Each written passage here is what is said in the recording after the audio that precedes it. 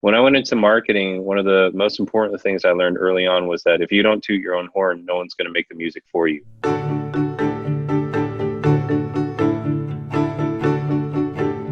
Does promoting your work make you feel awkward? When you think about marketing, do you worry you'll come across as too salesy? Are you wondering how you can share your work with others in a way that feels genuine to who you are and the message you write? If so, you're in the right place. This episode is sure to help you out. Hi, I'm Clarissa Moll, and welcome to The Writerly Life, brought to you by Hope Writers, the most encouraging place on the internet for writers to make progress. Here at The Writerly Life, we help you expand your creativity, explore new techniques, and express your hope-filled words in a world that needs them. We'll help you learn to balance the art of writing with the business of publishing, and help you learn to hustle without losing heart. You have words, and your words matter. And as you write them, you can be you, boldly, bravely, maybe even a little scared sometimes. You can be you in your writing life. Welcome to the show, friends. Lean in, grab a pen, let's chat.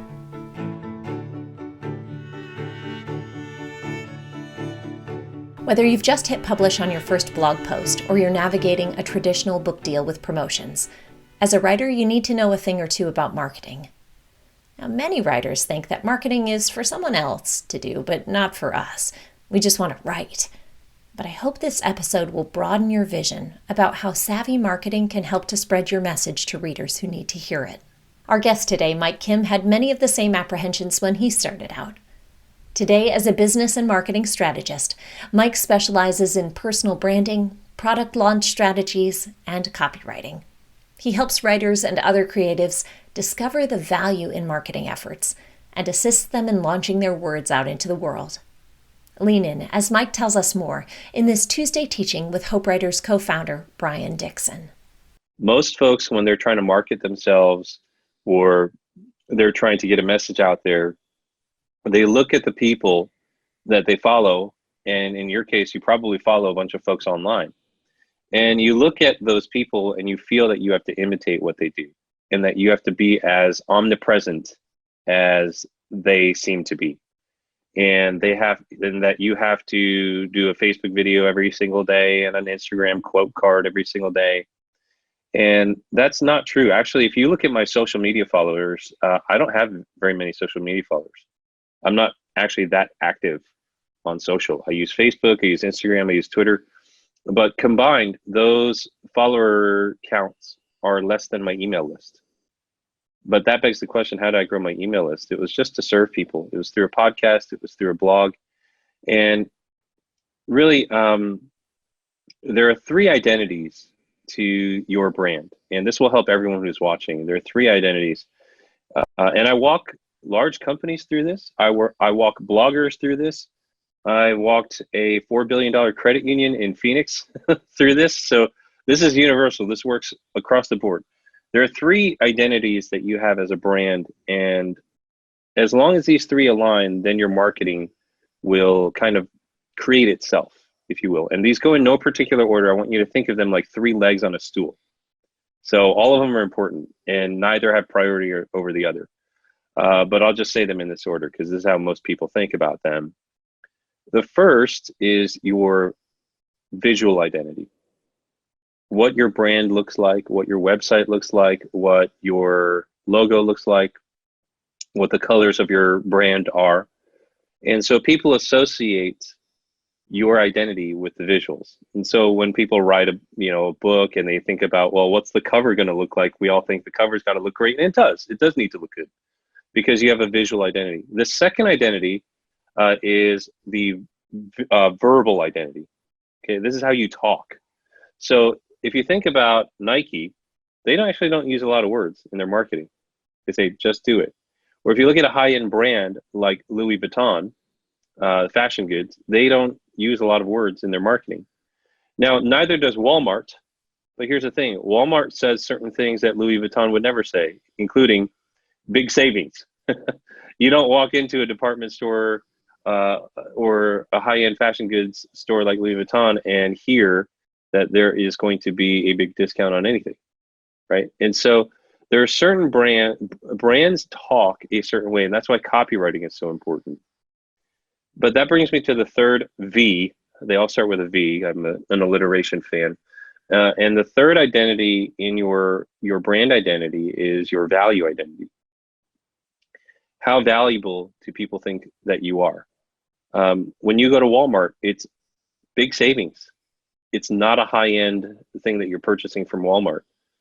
And yet, when you go to Louis Vuitton, you expect those goods that you purchase because of the price and the positioning of that brand to be amongst the best in the world. So visual, verbal, and value all line up. And here's the thing, you can elevate the value identity of your brand before you have a really good looking website and before you have the best copy in the world written for you. You can establish yourself as somebody that's worth listening to. And so what you want to do is you want to gain a reputation. This is not as hard as we think. You just want to get a reputation for being somebody that's useful and helpful. And if you just show up consistently, do some of the stuff that Brian's been teaching you inside the forums and inside the membership group, and just consistently share value, you're going to see people start to follow you, and your marketing will kind of take care of itself. For example, 2 weeks ago, I was just at Tony Robbins' Date with Destiny. It was my first Tony Robbins event, and I told my email list that I was going to this event, and I just shot videos of myself while I was attending the event and just shared one key takeaway from it in each video. And I had so many people email me, "Thank you so much. This is so valuable. This is so useful." And they were experiencing the event vicariously through me. That didn't take a really good looking website. I just did it on Facebook. It didn't take a ton of copywriting. I just told them, "Hey, I'm at day 3 at Date with Destiny. Here's what I've been learning so far." But I showed up to be valuable and to be useful. There's a visual identity, there's a verbal identity, and there's a value identity. And then when these three things align, this is what really pulls you in into a brand, and this is what really aligns your marketing. And if you really deconstruct some of the people that you follow online, you'll follow this. You'll find this to be true. If you're just starting out and you're not really sure, Mike, just tell me what I should post every day. If you're just starting out with your branding and leveraging social media, and you don't have a blog yet even, or you don't have time to write a blog or to create new content, I want you to post 3 articles a week related to your industry. So let's say, Kristen, you're writing a book, okay, on, let's say, like health and wellness. Let's just say that you're writing about that. I'm not really sure what you're writing about. But I want you to post and share 3 articles a week based on health and wellness. Because what you're doing is you're trying to train your friends and your family who already know you that this is the direction you're going with your life. So on Monday, Wednesday, and Saturday, post an article or a Facebook Live video or a blog post or some sort of any kind of content that you like, that you didn't even create, that you like, and share those on Monday, Wednesday, and Saturday. Okay, you want to be a fitness trainer, you have no clients or website, Google a few of those articles and share one on Monday morning, share one on Wednesday morning, and share one on Saturday. Okay, and here's the thing, copywriting. Don't be lazy. Don't write, "This is an amazing article, check it out." Tell people why it's amazing. Tell people, "This article really helped me dial in my morning nutrition routine, and I think it'll help you. Click the link." And what I'm doing there is I'm training you to write direct response marketing. We want to train ourselves to ask people to take a certain action. Okay. So what this does is it allows you to build credibility through content that you didn't even spend time creating. It's awesome, Mm-hmm. right? Now, the second thing I would have you do on Tuesday and Thursday is post maybe an inspiring quote related to your industry. So maybe on Tuesday, you go to brainyquote.com, right? Brainyquote.com. And you pull a quote on health and wellness. And let's revisit the fitness example. Right. I go to brainyquote.com and I see some quote by like Jim Rohn or something like that. "Take care of your body. It's the only place you have to live." And you share that on Tuesday. And then bam, you post another one on Thursday. So now what you have is on Monday, Tuesday, Wednesday, Thursday, and Saturday, you have five days of great content that you're sharing that you didn't even make. It's awesome. You're leveraging other people's stuff, right? And what do you do the other 2 days? What do you do on Friday and Sunday? Well, Fridays for most people is family day. Sunday, maybe it's another family day. So on Friday or Sunday, just post a picture of you with the kids. Okay, just post a picture of you sharing your life, right? And maybe you tie it in, and it's like you eating kale salad with the kids, and it sort of ties into the whole fitness thing. But in this example, what happens is you have kind of a content plan for Facebook throughout the week. Here's the crazy thing. Like, I've walked some of my coaching students through this, and they've said, well, I have a career established in one thing and I want to go be a fitness trainer or something else. And they would follow this advice, and I would see their posts on Facebook. Even I started to associate, I'm the one who gave them the strategy. Even I started to say, well, you know what? Richard is like this fitness expert. And I was like, wait, no, he's not. I know he just started this like 3 weeks ago. Yeah. But how long should you do this? If you're just starting out, follow this thing religiously for at least 3 weeks. I mean, no political posts, no pictures of your dog randomly, no multiple posts a day, no sharing other people's content. Just follow this religiously, no exceptions, for like 3 weeks, 21 days. It'll make a habit out of it. And people will start to say to you, like, this is interesting. What is she doing? What is he doing? Where is he going with his life? And here's some tough love. If you can't follow this simple plan, you won't make it as a personal brand online. And here's why. Because this is marketing. Marketing is just as much about discipline and sticking to a plan as it is about creativity and serving people. You're serving people here. You're giving them really valuable content. So just stick with this. And you can use your Facebook personal page to do this if you want to. What great practical advice. I love how Mike talks about the real value you can offer your readers through marketing. Whatever kind of writing you do, you can share your work with others, knowing that your words matter and people need to hear them. Growing a robust platform through online marketing is most often a task associated with nonfiction writers. Novelist Catherine Ray believes this is a job for the fiction writer as well. In a conversation with Hope Writers, Catherine gives all writers these 6 solid tips based on her own experience for growing platforms and building a loyal readership.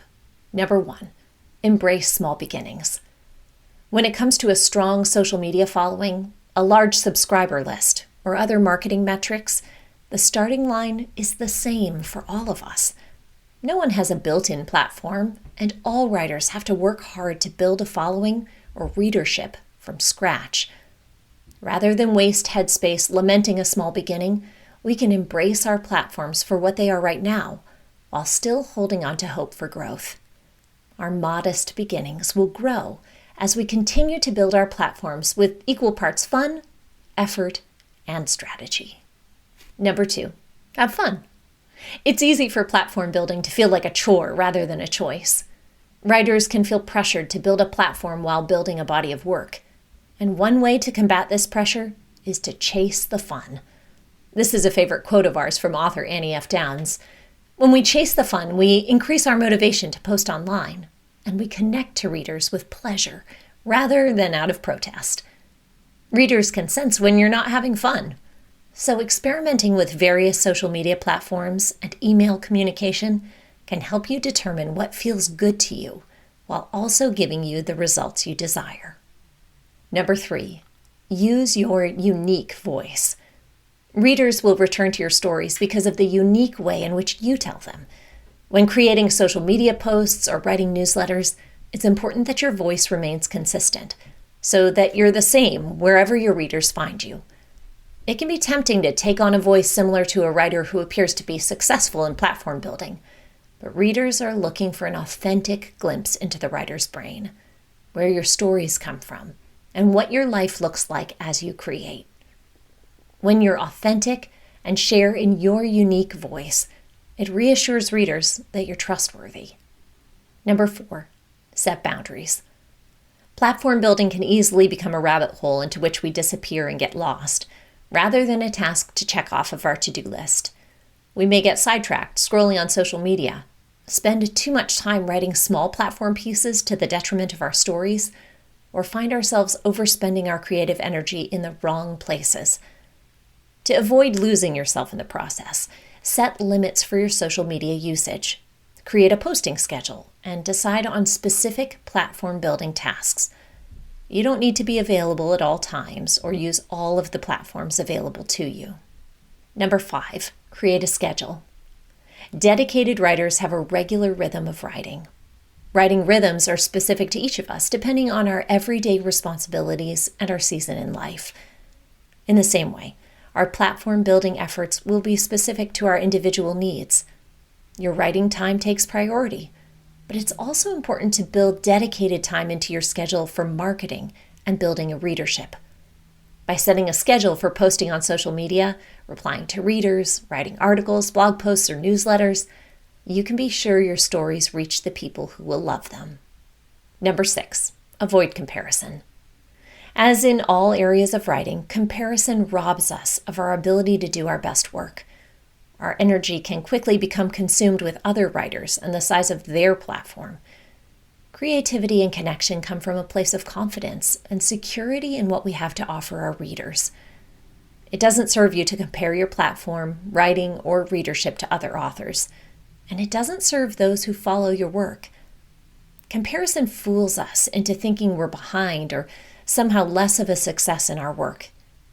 Catherine reminds writers, there's no timeline here. If there's a timeline, it's because you're comparing yourself to someone else. This is your journey. Marketing your writing can feel like a full-time job, but in the hustle of this business work, you don't need to lose your sense of purpose. Promoting your work is part of the writerly life, and sharing your work with readers will always be an important part of what you do. Let's listen to Mike describe it one more time. When I went into marketing, one of the most important things I learned early on was that if you don't toot your own horn, no one's going to make the music for you. And yet that's a fine balance with what I hear you asking. And so the easiest way to do that is just to serve people and be very clear on the big problem that you want to solve. If this episode was helpful to you, just imagine how helpful the entire hour-long interview with Mike Kim would be.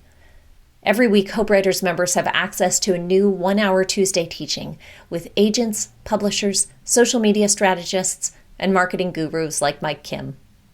Hope Writers helps you make progress in your writing life, whether you're writing blogs or articles, on social media, or in a book. If you want to be serious about your words and your reader, we're here for you. For writing tips and encouragement, find us on Instagram at Hope Writers or at our public Facebook page, Hope Writers Community. Last, a final word from writer and marketer Ann Handley. Even when you're marketing to your entire audience or customer base, you are still simply speaking to a single human at any given time. The best writing is always a conversation between the writer and her reader. Good marketing is no different. As you develop more content for your readers, you'll want to find ways to authentically share it. Marketing that prioritizes real value will help you to do this every time. When you market your work in this way, you can balance the art of writing with the business of publishing. Thanks for listening, writer friend. As you step into this week, remember to keep writing. Your words matter. We can't wait to read them. If you've found this episode of The Writerly Life helpful, be sure to hit subscribe and tell your friends. Rate and review the show, and like and comment if you're tuning in on YouTube. Your reviews help others know you found the content helpful. See you next time.